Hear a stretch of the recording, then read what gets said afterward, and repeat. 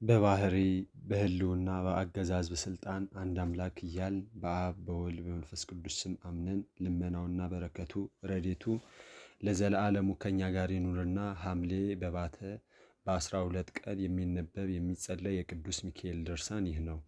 በአንዲት ሀገር ስለሚኖር ስለ አንድ ክፉ ሰው ጳጳሱ ዮሐንስ የተናገረው ነው ነገር ይህ ነው። ይህም ሰው ጾም የማይጾም ጸሎት የማይጸልይ ልቡናው እንደ ፈርዖን ልብ የጸና ነበር። በዚህ ሰው ጎረቤት የሱም የሚስቱም ሃይማኖታቸው የቀና አንድ ድሃ ሰው ይኖር ነበር። ሁልጊዜ ቅዱስ ሚካኤልን እያገለገሉና ያገኙትንም ለነዳያን ለችግረኞች ምጽዋትን በመስጠት በዓሉን በማክበር ይተጉ ነበር። በጎረቤታቸው የሚኖር ባለጸጋ ስለ እነዚህ ሰዎች በልቡ እንዲህ እያለ ያንጎራጉር ነበረ። ለራሳቸው የሚበሉት የሚጠጡት የላቸውም፣ ነገር ግን ከየት እያመጡ ነው ይመጸውታሉ በማለት ልቡ ታወከበት። ከዕለታት በአንድ ቀን ባለጸጋው ያን ድሃ ጠርቶ አንተ ሰው የምታርሰው እርሻ፣ የምትዘራው ዘር፣ የምትሸጠው የምትለውጠው ንብረት የለህምና ከየት እያመጣህ ነው የምትመጸውተው አለው። ድሃው መልሶ እኔና ሚስቴ የመላእክት አለቃ የሚሆን የቅዱስ ሚካኤልን ስም በጠራን ጊዜ ኃይልን በረከትንም ይሰጠናል። ስለዚህ ብዙ ስራ እንሰራለን፣ ስራችንም ይባርክልናል አለው። በዚችም ጊዜ ባለጸጋው ሀፍረት ያዘውና የሚመልሰው አጣ። ድሃውም እስከ ዕለተ ሞቱ ድረስ ምጽዋትን ከመስጠት አላቋረጠም። ያም ድሃ ከሞተ በኋላ ሚስቱ ጸንሳ ነበረና የቅዱስ ሚካኤል በዓል በሚከበርበት ዕለት ለመውለድ ምጥ ያዛት። በዚህም ጊዜ አቤቱ የመላእክት አለቃ የምትሆን ሚካኤል ሆይ ከዚህ ከደረሰብኝ ሕማመ ወሊድ የምትጭንቅ አውጣኝ አድነኝ እያለች ስለተማለደች እግዚአብሔር ፈጥኖ ልመናዋን ሰማት። በዚያኑ ጊዜ ሚካኤልና ገብርኤል ከሰማይ ወርደው እየተራዷት መልኩ ያማረ ወንድ ልጅ ወለደች። ቅዱስ ሚካኤልም ቅዱስ ገብርኤልን ሕፃኑን ባርከው አለውና ቅዱስ ገብርኤልም ልዑል እግዚአብሔር ይባርከው፣ የዚህን የተንኮለኛ ባለጸጋ ቤቱን ገንዘቡንም ሁሉ ለእሱ ይስጠው ብሎ ባረከውና ሁለቱም የእግዚአብሔር መልእክተኞች ሚካኤልና ገብርኤል ወደ ሰማይ አረጉ። ያክፉ ባለጸጋ ሰው ግን በቤቱ ደርብ ላይ ተቀምጦ ሳለ እግዚአብሔር ጆሮውን ስለከፈተለት ሚካኤልና ገብርኤል የሚናገሩትን ሰምቶ ነበርና ይህ ሕፃን ገንዘቤን በምን ምክንያት ይወርሳል እያለ በልቡ ሲያወጣና ሲያወርድ ቆየ። ነገር ግን 40 ቀን ከሞላት በኋላ ይጠራዋት ዘንድ ወደ እሷ መልእክተኞችን ልኮባት በመጣች ጊዜ በተንኮል ሊሸነግላት ሴትዮዋ ሆይ ከአንዲት ሴት ልጅ በስተቀር ልጅ እንደሌለኝ ታውቂያለሽ። አሁንም ይህን ልጅሽን ስጭኝና እንደ ልጅ አድርጌ ላሳድገው፣ አድጎ በጎለመሰ ጊዜ ልጄን ሚስት ትሆነው ዘንድ እሰጠዋለሁ አላት። እሷም ስለ ችግሯ በጥያቄው ተደስታ እንካው ወስዳ አሳድገው፣ እግዚአብሔር በእሱ ላይ የወደደውን ያድርግ ብላ ከሰጠችው በኋላ ያ ሕፃን ከዚያ ከባለጸጋ ጋር ለ3 ወር ያህል አብሮ ተቀመጠ። ከዚህም በኋላ ያ ባለጸጋ በዚያ ሕፃን ላይ ተንኮል ያሴርበት ጀመር። የሚፋጠንበትን መንገድ ፈልጎ ውስደት በሚባል በታላቅ ስልቻ ውስጥ ከቶ አፉን አስሮ ብላቴኖቹን ወደ ባህር ይጥሉት ዘንድ አዘዛቸው። ወስደው ከባህር ጣሉት። ቅዱስ ሚካኤል ግን ወደ ብላቴናው ወርዶ ወደ ሩቅ አገር ወስዶ ከባህር ወደብ ጣለው አደረሰው። ከዚህ ሁሉ ነገር በኋላ በጎቹን ውሃ ያጠጣ ዘንድ አንድ በግ ጠባቂ ወደ ባህሩ ውስጥ ሳለ ያን ውስደት የተባለ ታላቅ ስልቻ አገኘና በፈታው ጊዜ ያን ሕፃን አገኘ። ልጅ አልነበረውምና ፈጣሪ ሆይ ልጅ ስለሰጠኸኝ ፈጽሜ አመሰግንሃለሁ ብሎ ወደ ቤት ወሰደውና በቅድስት ሥላሴ ስም አጥምቆ ስሙን ተላሶን ብሎ ሰየመው። ተላሶን ማለትም በግዕዝ ቋንቋ እንቁ ማለት ነው። ልጁንም በቤቱ በንብረቱ ሁሉ ላይ አሰለጠነው፣ ሾመው። ብላቴናውም 20 ዓመት በሆነው ጊዜ በዚያ ባለጸጋ ላይ ከባድ ችግር ደርሶበት ተላሶን ወዳለበት ሀገር ሄዶ ከዚያም የተላሶን አባት በግ ጠባቂውን ከመንገድ አግኝቶ ወንድሜ ሆይ የመሸብኝ እንግዳ ነኝና ትተኸኝ አትሂድ፣ በዛሬው ሌሊት ከቤትህ አሳድረኝ ብሎ ስለለመነው እሺ እንዳልክ እደር፣ አንተ እንግዳ ነህና አለው። ከዚያም ከቤቱ አስገብቶት ሳለ አባቱ ልጁን ተላሶን ብሎ ሲጠራ ሰማ። በዚህም ጊዜ ያ ክፉ ባለጸጋ ተላሶን ብለህ የጠራኸው ይህ ስም ምን ትርጉም አለው ብሎ ጠየቀው። አባትየውም በጎቼን ውሃ አጠጣ ዘንድ ወደ ባህር ዳርቻ ስወርድ አፏን የታሰረች ስልቻ ወድቃ አገኘው። ማሰሪያዋንም ፈትቼ ባየኋት ጊዜ ይህን ብላቴና አገኘው። ልጅ አልነበረኝምና ልጅ በማግኘቴ ደስ ብሎኝ ስሙን ተላሶን ብዬ ሰየምኩት። ስለዚህም በቤቴ በንብረቴ ሁሉ እንዲያዝበት ሰጠሁት አለው። ባለጸጋውን መለስ አድርጎ ይህን ብላቴና ከባህሩ ዳርቻ ካገኘኸው ስንት ዘመን ወይም ዓመት ይሆናል ብሎ ቢጠይቀው ከ20 ዓመት ቢበልጥ እንጂ አያንስም አለው። በዚያም ጊዜ ያ ክፉ ባለጸጋ ይህ ብላቴና እኔ ባህር የጣልኩት መሆን አለበት። አሁንም እኒያ የሰማይ መላእክት እርስ በርሳቸው ሲነጋገሩ እንደሰማኋቸው ቤት ንብረቴን ይወርስ ዘንድ እድል አልሰጠውም እያለ በልቡ አሰበ። በዚያን ጊዜ ሰውነቱ ተቆጣ፣ ተቅበጠበጠ። አባቱንም እባክህ ይህን ልጅ የሆነኝ ዘንድ ስጠኝ፣ ልጅ የለኝምና አለው። አባትየውም እግዚአብሔር በማይመረመር ምስጢሩ በስልቻ ቋጥሮ ከባህር ዳርቻ ያስገኘልኝን ልጅ እንዴት አድርገህ ስጠኝ ትለኛለህ? ይህንም ሕፃን ካገኘሁት ጀምሮ ቤቴ ተባርኳል። በሀብቴ በንብረቴ ሁሉ ላይ ጥፋት ወይም ጉዳት ነገር ከቶ የደረሰ የለም አለው። ያም ክፉ ባለጸጋ እነሆ የሁለት ባሮች መግዣ ዋጋ 30 ወቄት ወርቅ እሰጥሃለሁ፣ ልጁን ግን ትሰጠኛለህ አለው። በግ ጠባቂውም እሺ መልካም ነው፣ 30ውን ወቄት ወርቅ ስጠኝና ውሰድ አለውና ባለጸጋው ወርቁን ሰጥቶት በግ ጠባቂውም ልጁን አስረከበው። ባለጸጋውም ያን ሕፃን ይዞ ሲሄድ ሩቅ አገር በደረሰ ጊዜ ይህን ደብዳቤ ይዞ የመጣው ተላሶን የተባለውን ጎልማሳ ወደ አንቺ በደረሰ ጊዜ ዛሬ ነገ ሳቲ ጊዜ ሳትሰጪ ፈጥነሽ አስገዲው፣ ቀድሞ ከባህር ውስጥ የጣልነው ሕፃን ነውና ሲል ለሚስቱ የመልእክት ደብዳቤ ጻፈ። ደብዳቤውንም በማኅተም አትሞ ለተላሶን ሰጠውና ይህን መልእክት ለባለቤቴ አድርስ፣ ያለሷ ለማንም እንዳታሳይ በማለት አስጠነቀቀው። ከዚህም በኋላ ተላሶን ደብዳቤውን ይዞ ጉዞውን ቀጠለ። በጉዞም ላይ ሳለ ቅዱስ ሚካኤል ብዙ የመላእክት ሰራዊት በንጉሥ ጭፍራ አምሳል አስከትሎ ሲሄድ አገኘው። ቅዱስ ሚካኤል አንተ ሕፃን እንዴት አለ ሲለው፣ ሕፃኑም ጌታዬ ሆይ እግዚአብሔር ይመስገን ደህና ነኝ አለው። ቀጥሎም ይህ የያዝከው ደብዳቤ ምንድን ነው አለው። ሕፃኑም ጌታዬ ለሚስቱ መልእክት አድርስ ብሎኝ እሱ ነው አለው። ቅዱስ ሚካኤልም እስኪ ልመልከተው ብሎ ቢጠይቀው በዚህን ጊዜ ያን መልእክት ደብዳቤ ለቅዱስ ሚካኤል ሰጠውና እፍ ቢልበት ጽሑፉ ተደመሰሰ፣ እሱ የሐሰት መጽሐፍ ነበርና። ቅዱስ ሚካኤልም ያ ክፉ ባለጸጋ በጻፈው ያደገኛ ጽሑፍ ፋንታ እኔ ባልሽ ከሄድኩበት ሩቅ አገር ይህን ደብዳቤ ወደ አንቺ ይዞ የመጣ ብላቴና አባት የሚሆን በጣም ባለጸጋ የሆነ ታላቅ መኮንን አግኝቼ ልጄን ለልጁ ሚስት ትሆነው ዘንድ ለጥሎሽ የሚሆን ብዙ ወርቅና ብዙ ብር ተቀብያለሁ። ስለዚህ መልእክቴ በደረሰሽ ጊዜ ልጄን አጋቢውና በቤቴም በሀገሬም ታላቅ ደስታ አድርጎ ብሩንና ወርቁንም ሁሉ ስጭው። ይህን ብቻ አይደለ በዱር ያለ ርስቴንና ንብረቴን ከቤቴም የሚንቀሳቀስና የማይንቀሳቀሰውን ንብረቴን በሙሉ አንዳችም ሳታስቀሪ አስረክቢው የሚል ደብዳቤ ጻፈላት። ደብዳቤዋንም እንደ ቀድሞ በማኅተም አትቦ ለብላቴናው ሰጠውና ይዞ ሄደ።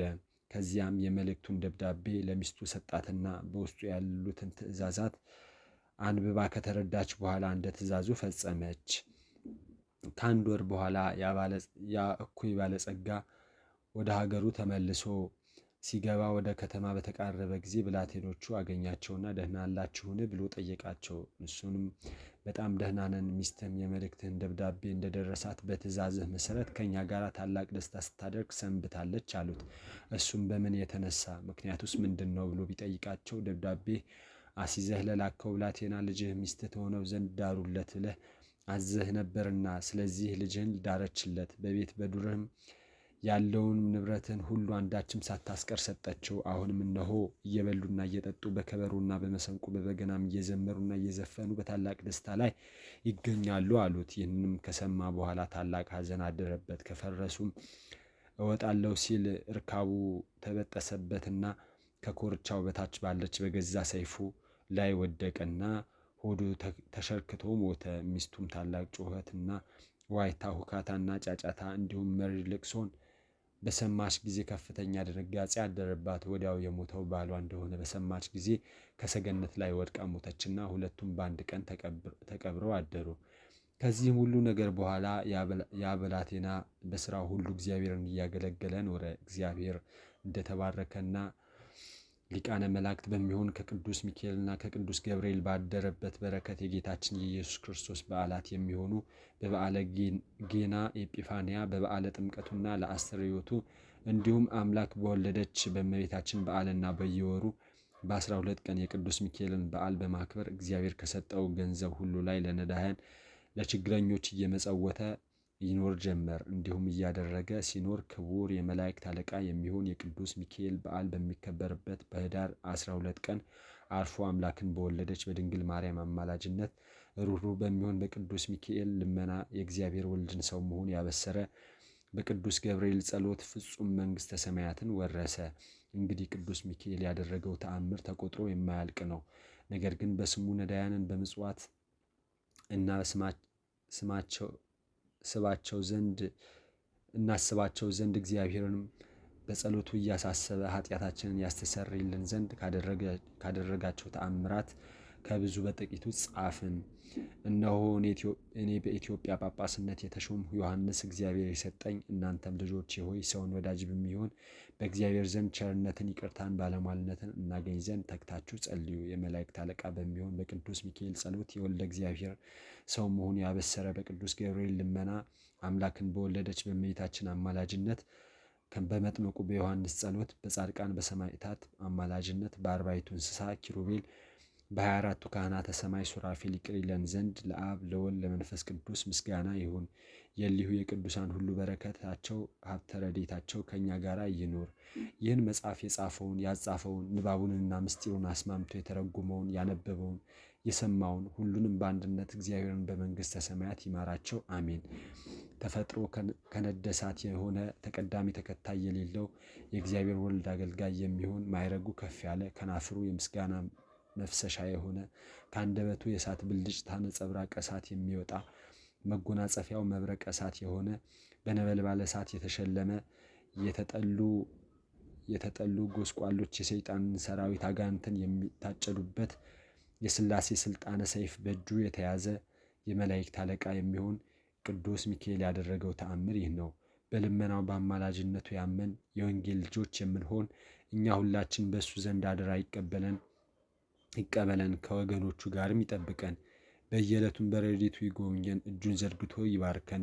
የጠላታችን የሰይጣን ፍላጻዎች እንዳይነድፉን በክንፈ ረድኤቱ ይሰውረን፣ በጸሎቱ ጋሻም ይመልከተን። በዚህ ዓለም ካሉ እኩያን ፍትወታት ኃጣው እንድን ዘንድ ከዛሬ ጀምሮ እስከ ዘላለም ፍጻሜ ድረስ በየዘመኑ በየዓመቱ ሁሉ ጥበቃው አይለየን። ይልቁንም ተአምሩን የጻፈው እገሌን በክንፈ ረድኤቱ ይሰውረው ለዘላለሙ አሜን። በአንዲት ሀገር ክርስቲያናዊ ሰው ስለነበረ ከዕለታት በአንድ ቀን የቅዱስ ሚካኤል በዓል በሚከበርበት ዕለት እንዲህ ተደረገ። በቁርባን ጊዜ ኤጲስቆጶሱ ከቀሳውስትና ከዲያቆናቱ ጋር በቤተ ክርስቲያን ውስጥ ሥርዓተ ቅዳሴውን በሚያከናውንበት ጊዜ ከክርስቲያን ወገን የሆኑ ጥቂቶች ሰዎች ሥጋውን ደሙን ለመቀበል ሕጉና ሥርዓቱ በሚያዘው መሠረት ቆመው ሳለ የእግዚአብሔር ወልድን የጌትነቱን ነገር የሚናገር ቃለ ወንጌል በሚነበብበት ሰዓት ደረሰ። በዚያን ጊዜ እርኩስ መንፈስ ያደረበት ለብዙ ዘመን በእኩያን አጋንንት ልዩ ልዩ ስቃይ ሲሰቃይ የኖረ አንድ ሰው መጥቶ ከቤተ ክርስቲያን ገባ። ሕዝቡም እያዩት በታላቅ ቃል አሰምቶ እንዲህ እያለ ጮኸ። እነሆ ከማደሪያ አስወጥተህ አባረርከኝ። እስካሁን ድረስ ከባልንጀሮቼ ጋር በማድርበትና የምጠጋበት አጥቼ በመንከራተት በመቅበዝበዝ እገኛለሁ። የመላእክት አለቃ ሚካኤል ሆይ ከስልጣን ስር ወዴት እሄዳለሁ? ከፊትስ ወዴት እሸሸጋለሁ? ከእጅህ ልናመልጥ አይቻለንም። ከሰማይ በታች ከምድር በላይ ካሉ ቦታዎች በአራቱ ማዕዘን አስወጥተህ ሰደድከን። ስምህ በተጠራበት ቤተ ክርስቲያን በታነጸበት ቦታ ሁሉ መግቢያ አሳጣህን እያለ የቤተ ክርስቲያን ምዕመናን በተሰበሰቡበት የርኩስ መንፈስ በታላቅ ቃል ይጮህ ጀመር። ያን ጊዜ ቅዱስ ሚካኤል ከሰማይ ወረደና ብርሃኑ ለብሶ መብረቀ ስብሐት ተጎናጽፎ ትምህርተ መስቀል ያለበት የወርቅ ዘንግ በመያዝ ተገልጾ ታየ። በዚያን ጊዜ በዚያ ሰው ላይ አድሮ የነበረውን መንፈስ ርኩስ ሰይጣን በቤተ ክርስቲያን ውስጥ በሚገኝ በመሠዊያው አጠገብ በታቦቱ በስተግራ በኩል ሰቅሎ በያዘው በትረ መስቀል ደብድቦ ሰይጣኑን በታላቅ ቃል እንዲህ ሲል ይጮህ ጀመር። ወዮልኝ! በእጅህ ለተያዝኩ ለእኔ ወዮታ አለብኝ። ከእጅህስ በምን አመልጣለሁ? የመላእክት አለቃ ቅዱስ ሚካኤል ሆይ ደፍሬ ወደ ቤተ ክርስቲያንህ በመግባት የታላቅ በደል ሰርቻለሁ። ነገር ግን ትተወኝ ይቅርም ትለኝ ዘንድ ይህን ታላቅ ስልጣንና ክብር በሰጠህ በእግዚአብሔር አምልሃለሁ። እነሆ ከእንግዲህ ወዲህ ወደ ቤተ ክርስቲያንህ እንዳልገባ ስምህ በሚጠራበት ቦታ መታሰቢያህን በሚደረግበት ቦታ ሁሉ እንዲሁም በጸሎት በሚተማመኑ ሁሉ አጠገብ እንዳልደርስ እምልልሃለሁ አለ። ይህንን ተናግሮ ሕዝቡ ሁሉ እያዩት በታላቅ ኀፍረትና ፍርሃት ከቤተ ክርስቲያን ወጥቶ ሄደ። ከዚህም በኋላ ያ ሰው ከበሽታው ዳነና እግዚአብሔርና ቅዱስ ሚካኤልን በማመስገን የመላእክት አለቃ የሚሆን በቅዱስ ሚካኤል አማላጅነትና ጸሎት በመተማመን ሞቶ መንግሥተ ሰማያትን እስኪወርስ ድረስ የይቅርታና የቸርነት መላእክት የሚሆን በቅዱስ ሚካኤል ቤተ ክርስቲያን በቅንነት በትጋት ሲያገለግል ኖረ። እኛንም በጸሎቱና በአማላጅነቱ የተማመን ሁላችንም ከሰይጣንና ከሰራዊቱ ከአጋንንት ያድነን። ሕይወትንም በሚያሰጥ ምስጋናው ከደዌ ሥጋ ከደዌ ነፍስ በቸርነቱ ይፈውሰን። መብረቀ ስባት የተጎናጸፉ አርዕስተ እሳት ከሚሆኑ ከጓደኞቹ ከኪሩቤል ጋር ሆኖ አብዝቶ ይለምንልን። ጥንት ከሌለው አነዋወሩ ከማይመረመር ዙፋኑን በአርያም የዘረጋ እግዚአብሔር ዘንድ ጥቅሙ ብዙ የሆነ ነጠብጣበ ምሕረቱ በእኛ ላይ ያርከፍክፍ፣ ቸርነቱን አያርቅብን። ይልቁንም ተአምሩን ለሚያነብ አማላጅነቱ ረዳት ይሁነው፣ በክንፉም ጥላ ስር ይሰውረው ለዘለዓለሙ አሜን። በአብ በወልድ በመንፈስ ቅዱስ ስም አምነን በባህሪው በሕልውና በአገዛዝ አንድ አምላክ ብለን በሐምሌ 12 ቀን የቅዱስ ሚካኤል የመታሰቢያው በዓል ዕለት የሚጸለየውና የሚነበበውን ድርሳን እንናገራለን። በዚህም ቀን እግዚአብሔር የፋርስ ንጉሥ ወደሚሆን ወደ ሰናክሬም ከተማ ልኮት ስለነበረ ኢየሩሳሌም በከበባት ጊዜ ከሰራዊቱ መካከል 8500 ሰው ፈጀበት። ሰናክሬምም በንጉሡ በሕዝቅያስና በአምላኩ በእግዚአብሔር ላይ ዛሬ ከእጄ ማን ነው የሚያድናችሁ በማለት የስድብና የዘለፋ ደብዳቤን ላከ። የይሁዳ ንጉሥ ሕዝቅያስም በእሱ ላይና በፈጣሪው በእግዚአብሔር ላይ የተዘነዘረውን ይህን የእብሪት አነጋገር ከሰማ ጊዜ እጅግ አዘነ። ከሐዘኑም የተነሳ ማቅ ለበሰ። ሕዝቡና ሀገሩ ኢየሩሳሌምን ያድን ዘንድ ወደ ቤተ እግዚአብሔር ገብቶ እየወደቀ እየተነሳ ይጸልይና እግዚአብሔርን ይለምን ጀመር። እግዚአብሔርም ልመናውና ጸሎቱን ተቀብሎ የመላእክት አለቃ የሚሆን ቅዱስ ሚካኤል የፋርስ ንጉሥ በሚሆን ወደ ሰናክሬም ከተማ ላይ ላከው። ከዚያም ኢየሩሳሌምና የይሁዳን ሰዎች አዳናቸው። ስለዚህ የቤተ ክርስቲያን ሊቃውንት እንደ ዛሬ ሁሉ የቅዱስ ሚካኤል በዓል በየወሩ እንድናከብር አዘዙን። ልመናው አማላጅነቱ ለሁል ጊዜ ከኛ የለየን እስከ ዘላለሙ አሜን። ቅዱሳን ሰማዕታት በተጋድሏቸው ጊዜ